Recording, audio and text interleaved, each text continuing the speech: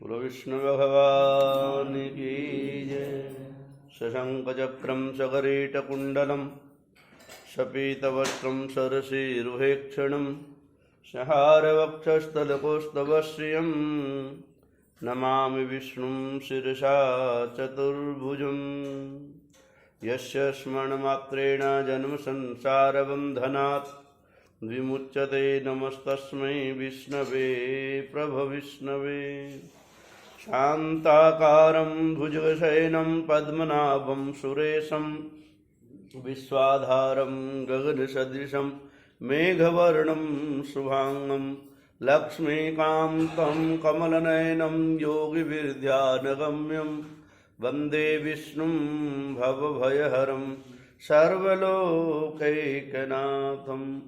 विघ्नेश्वराय वरदाय सुरप्रियाय लंबोधराय सकलाय जगद्विताय नागाननाय श्रुतियज्ञविभूषिताय गौरीसुताय गणनाथ नमो नमस्ते।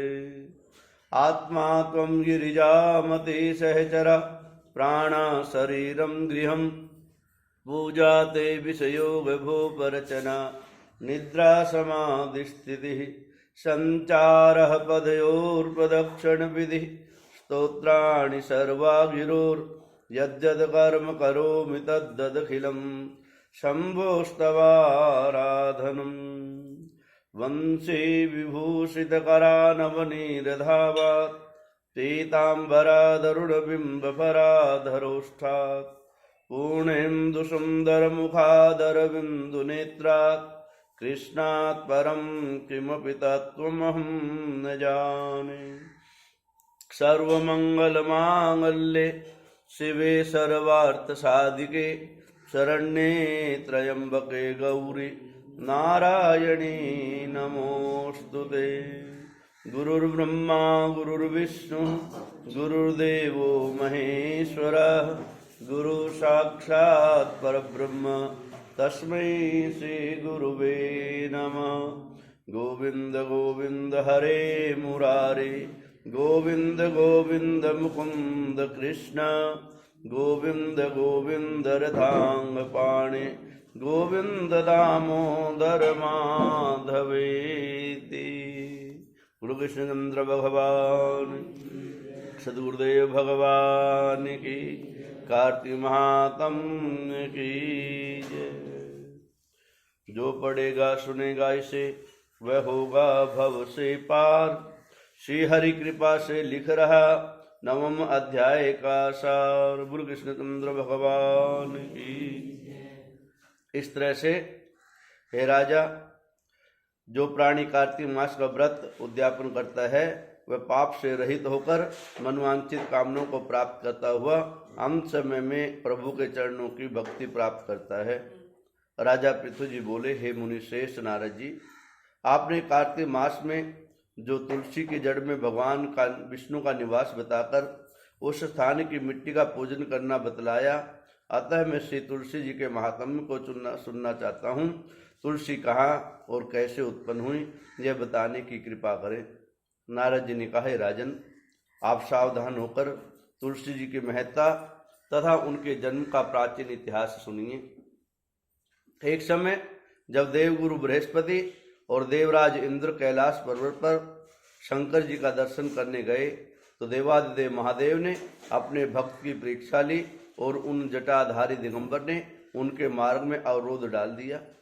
यद्यपि वह तेजस्वी, शांत, लंबी भुजा और चौड़ी छाती वाले, गौरवर्ण, अपने विशाल नेत्रों से युक्त तथा सर पर जटाधारे वैसे ही बैठे थे, तथापि उन भगवान शंकर को न पहचान कर इंद्र ने उनका नाम, धाम आदि परिचय पूछा और कहा कि शंकर जी अपने स्थान पर हैं, यहाँ कहीं पर गए हुए हैं।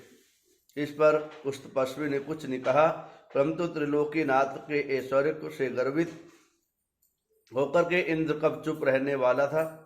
उन्होंने क्रोध करके तपस्वी से घुड़क कर धमका करके कहा, अरे पूछता हूँ तो उत्तर क्यों नहीं देता? मैं अभी तुझे वज्र से मारता हूँ, फिर देखता हूँ कि तुम दुर्मति की रक्षा कौन करता है।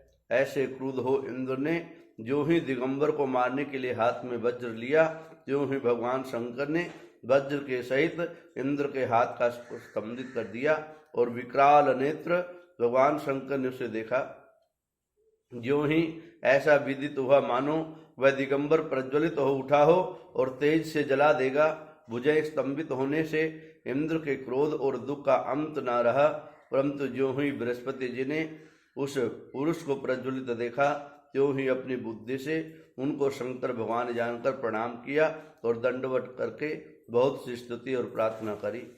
फिर इंद्र ने भी भगवान देवादिदेव महादेव से कहा, हे दीनानाथ, हे महादेव, आप अपना क्रोध रोक करके इंद्र के अपराध को क्षमा कीजिए। बृहस्पति के ये वचन सुनकर महेश्वर गंभीर वाणी से बोले, मैं अपने नेत्रों से निकाले हुए क्रोध को कैसे रोकूं? तब बृहस्पति ने कहा, भगवान, भक्तों पर दया करना चाहिए।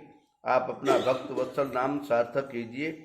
आप अपने इस तेज को कहीं और स्थापित कर दीजिए और इंद्र का उद्धार कीजिए।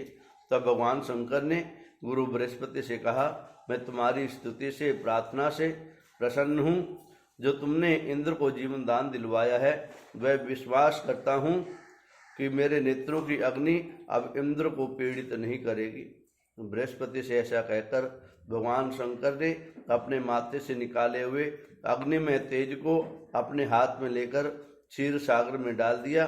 फिर लीलाधारी भगवान अंतर ध्यान हो गए।